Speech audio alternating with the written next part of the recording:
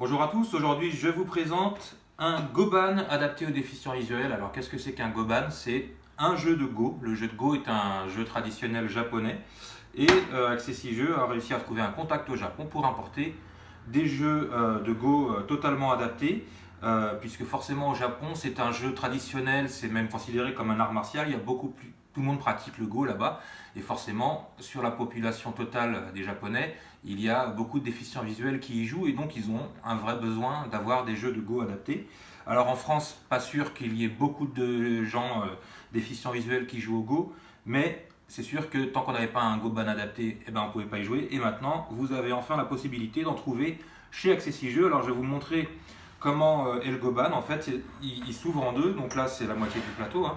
Et le plateau fait une totalité de 19 cases par 19 cases, et les lignes sont en relief. Donc sur un Goban normal, les lignes sont juste imprimées et on va poser des petites pierres aux intersections de chaque ligne.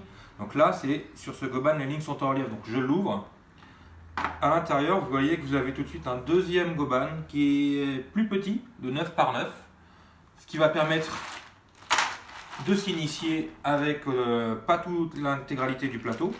Vous avez deux couleurs, ce qu'on appelle des pierres normalement, même si là elles ne sont pas en pierre, c'est plutôt du plastique. Et c'est donc, on a les blancs et les noirs. Et les pierres en fait sont légèrement quadrillées, voilà, pour faire en sorte qu'on puisse les clipser à chaque intersection. Vous voyez là un malvoyant, un non-voyant qui va venir chercher, toucher le plateau pour savoir où ont été posées les pierres précédentes. Il ne va pas déplacer ce qui a déjà été mis en place. Pour ce qui est des noirs, exactement le même système de petits crans. Voilà. Donc le noir peut aussi jouer ses pierres sur le Goban. Et alors là, il faudrait que la caméra peut-être se rapproche pour faire un gros plan.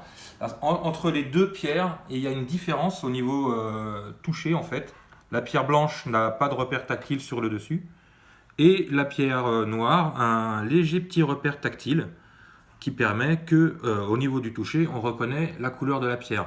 Alors évidemment, ceux qui ont déjà joué au Go vont se dire « Ouah, déjà le Go, quand on y voit bien, c'est super dur. » Donc quand on n'y voit pas, j'imagine que ça doit être super dur. En effet, il y aura probablement la notion de jeu en général, la vision d'ensemble va probablement être difficile à appréhender.